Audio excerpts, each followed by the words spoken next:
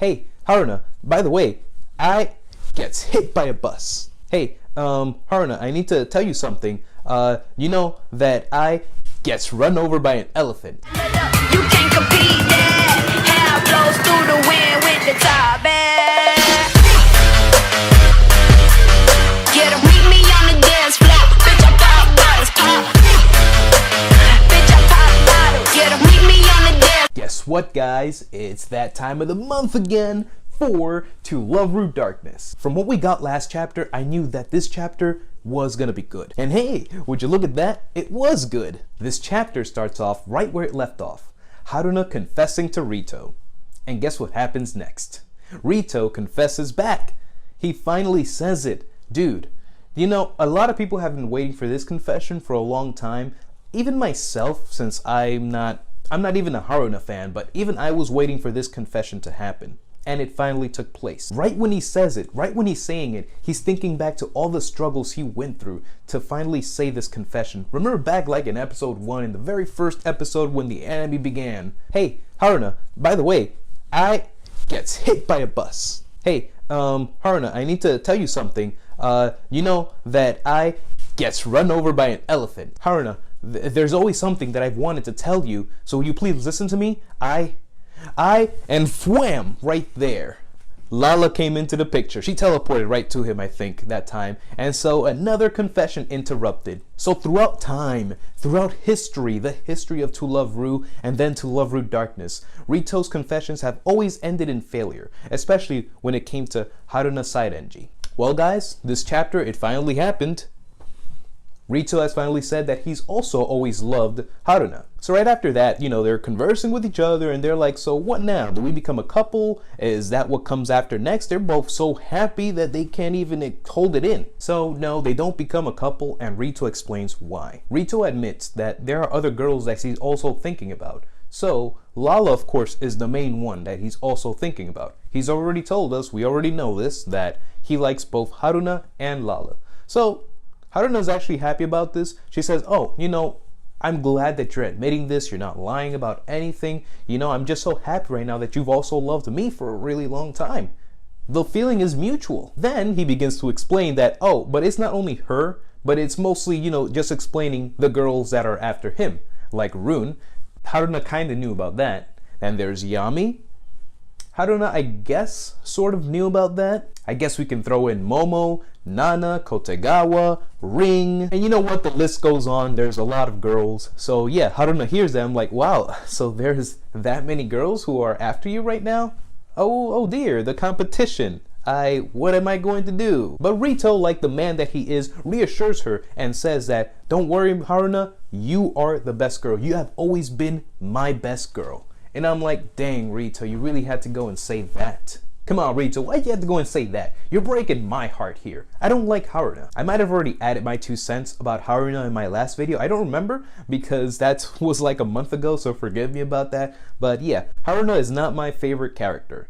I don't like her. She's just too plain. She's the human girl. She's just a regular, and I mean, you know. But of course, you know me, I will give credit where it is due. She can be cute from time to time. Her selfishness, hey, that can be cute. The way she acts, hey, that can be cute. Her character style in general, it's kind of cute, but not for me. I don't like her.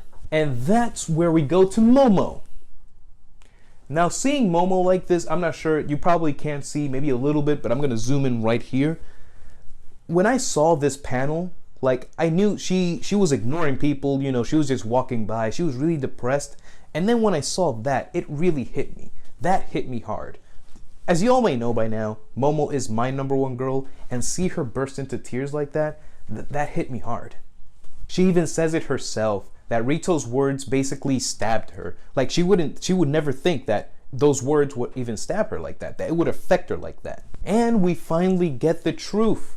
The truth that we've probably all known for quite a long time now, that Momo wanted to be Rito's best girl. She wanted to be #1. She was always telling herself that, I don't care if I'm #2, #3, or #90 in the harem, as long as Rito saw me for who I was, as long as Rito loved me as well. But no, that's completely out the window. It's false. Momo wants to be #1. And Momo, honestly, go for it, girl.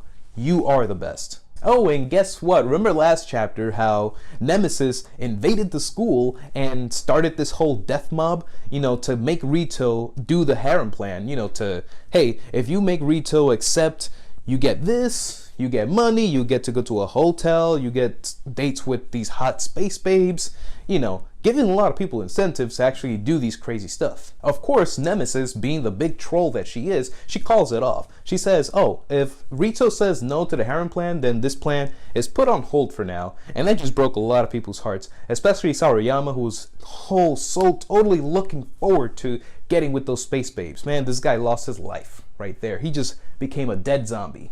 It was right at that moment that Momo's just walking around and she burst into tears and explained she wanted to be number one. Even Kotegawa was calling out Nemesis for doing things so half-heartedly. I mean, come on. You trolled us. You trolled us good. But remember, guys, Nemesis has a plan up her sleeve. She knows what she's doing. She even explains that she learned a lot while living inside of Rito, and apparently Momo has to play a big part in this, that she's actually doing it for her sake. And you know what? We have to applaud Nemesis for actually making things progress. I know a lot of people have probably given up on this manga because there has never been any progression. It's just been shenanigans of love and war and just ecchi. Plain old ecchi. You know what I mean. Oh, and of course, it can't be a To Love Root chapter without a great touch of ecchi. This chapter definitely did deliver, much like the last and the one before and the one before that. All the chapters deliver a great scene of ecchi. So we skip a little forward. Rito and Lala are now having a chat. Lala's having some fun with Celine, making these star things, and Rito's still thinking about what he talked about with Haruna. So I guess Lala doesn't know yet that Haruna confesses to Rito. And so what Lala says next, it just shatters Rito. It's like, man, Lala's always been right next to me. She always cares for me. She's always so happy. I mean, that's why I said that I wouldn't be surprised if Lala is the girl that Rito ends up with. I mean, she's been there for a long time. Probably not longer than Haruna in Rito's perspective, but in our perspective, they've been there around the same time. So yeah. Now we skip over to more later part in the manga. Momo still being a little depressed. She's now taking her shower, taking her time, and Nana decides to, hey, I want to take a shower with you, sister. Let's do this. Momo didn't really want to take part of any of that. She just wanted to be by herself, mope by herself. But we have to thank Nana for what she does. Although, of course, this turned out to be an ecchi scene. We saw more of her backstory. We learned a little more about her past, of how Momo has always been. And we get a call back to when Momo went back to the home planet and she was having a conversation with her mother, and her mother explains to her, like, you know what? Out of all my 3 daughters, you resemble me the most. We already know what happened with Momo's mother, Lala, and Nana's. She basically attacked Sid into making him hers. So it's like she basically grabbed what she wanted. And I'm not sure if this is a little foreshadowing, a reactivation of Momo, because even Nana says that when you were a kid, you just basically, when you took interest in something, you grabbed it and claimed it as yours. So I'm not really sure. I'm not going to make any of those predictions yet, but that might be some foreshadowing for what's to come. Maybe Momo is finally going to go full power mode and attack Rito head on. Maybe she'll even confess to Rito herself and say, hey, that was all a lie. Forget the harem plan. I'm your number one girl from now on. You got that? You got that? So of course, after that little flashback, the ecchi scene ensues, and you guys know what happened. If you read the chapter, you know what happens. By the way, I don't know if I pointed this out in the last chapter, but you have to give this artist credit for what he's doing. Have you ever noticed that in any of the panels, like when they're about to enter a really great ecchi scene, pay attention to the eyes of the character. It could be Rito, or in this chapter's case, it was Momo. So when Momo was wrestling Nana in the bathtub, grabbing each other's tails, licking, and doing all that nasty stuff, you know what I mean? It was at that moment that Momo was actually having a revelation of what she should do. So basically, she was getting reinvigorated, and now she's going to go in attack mode. But again, let's pay attention to her eyes. So when she had the tail right in front of her, you could see the reflection of Nana's, her kitty cat. Yeah, Nana's cute little kitty cat. You could see it in the reflection of her eye. Oh man, this artist, and I think I didn't notice that until someone in the comments pointed that out like months ago, that this artist was doing that. and it was Rito. When was it? What chapter was it that I first noticed that when I saw the comment? I think it was a chapter with Nemesis. Yeah. So Rito was like, his eyes were bulging out, and you could see vividly Nemesis's kitty cat, her kitty cat as well. You could see the nice shape of it, and I'm like, whoa, this mangaka, he has some big testes for doing that. I mean, wow. It's like so subtle. This guy literally, he full out wants to draw hentai at this point. I mean, seriously. But yeah, that's pretty much how the chapter ends. Momo is basically firing up, and she's gonna go in attack mode. So what do you think is gonna happen now? We won't get a chapter for another month, so you know, it's a whole other month of waiting, making speculations, having discussions, but I'm really interested in seeing what'll happen. Momo is my favorite. I grew to like her a lot because of her character and how she is, and I really do hope the best for her, and I hope that she was able to attack Rito with all she's got. At the end of the day, it's all up to Rito. So if Rito wants a harem, there will be a harem. But if Rito says no to the harem, then unfortunately, the harem will be over. Which, I don't want that to happen. I want this to be like the first manga / anime to have an actual canon harem ending, because, you know, there's other animes and manga out there that probably have had endings with harem, but it didn't feel really canon because, you know, you guys know, it just didn't feel like it actually happened.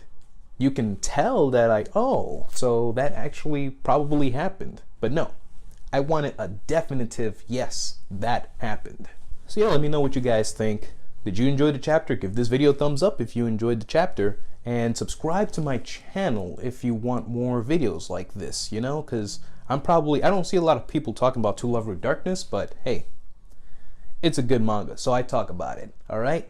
So yeah, click on these other videos and check them out, and I'll see you guys in the next video. Bye.